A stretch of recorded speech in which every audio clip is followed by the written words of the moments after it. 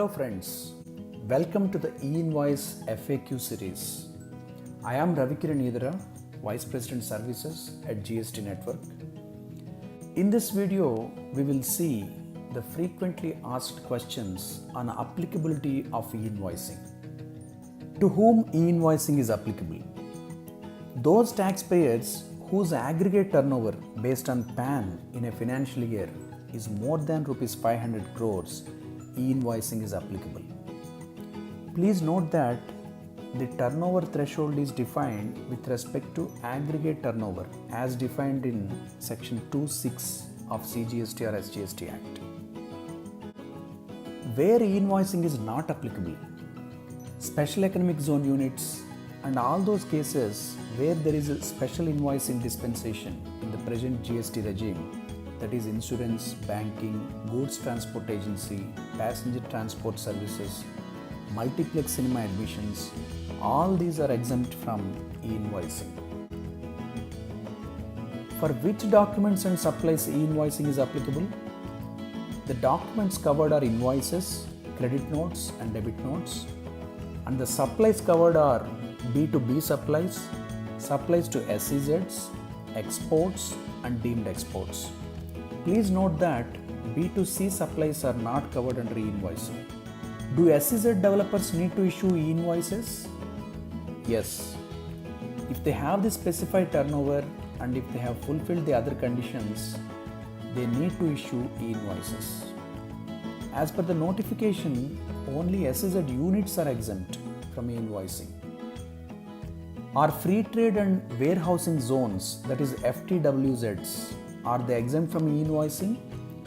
Yes, as for the foreign trade policy, FTWZs are only a special category of special economic zones with focus on trading and warehousing. So they are also exempt from e-invoicing. Is e-invoicing applicable for ISD invoices? No. Invoices issued by input service distributors for distribution of credit need not be reported to IRP. How to know a particular supplier is supposed to issue e-invoice?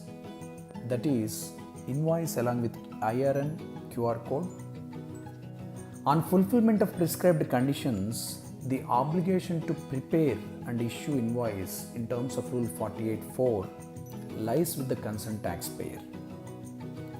However, as a facilitation measure, the taxpayers who had crossed the prescribed turnover since 2017-18 as per the GSTR 3B data available in the GST system, they were all by default enabled on the portal to report invoices.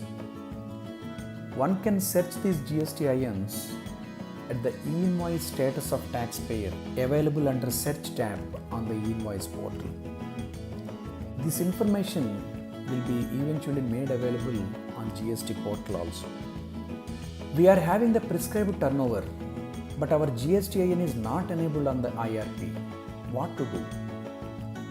In these cases, where the taxpayer is having the legal requirement to do e-invoicing, but not enabled on the e-invoice portal, a form is provided whereby an online declaration can be made regarding the turnover and a request can be made so that the required GSTIN can be enabled.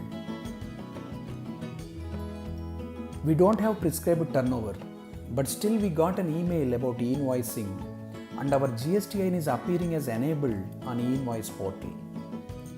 In case any taxpayer who doesn't have the legal requirement to do e-invoicing, but still their GSTIN is appearing as enabled on the portal, please write to this email ID so that necessary action can be taken. Is e-invoicing applicable for invoices under reverse charge mechanism? If the notified person makes any supplies attracting reverse charge under Section 9(3), e-invoicing is applicable. It means those invoices have to be reported to IRP. For example, a taxpayer, let us say a goods transport agency or a firm of advocates, and they are having an aggregate turnover in a financial year more than 500 crore rupees. And they are supplying services to a business entity who will be discharging the tax liability as a recipient under reverse charge mechanism. Such invoices have to be reported to IRP by the notified person.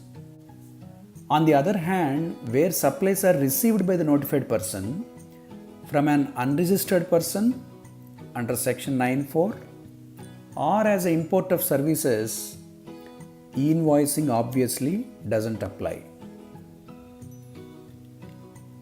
Is e-invoicing voluntary?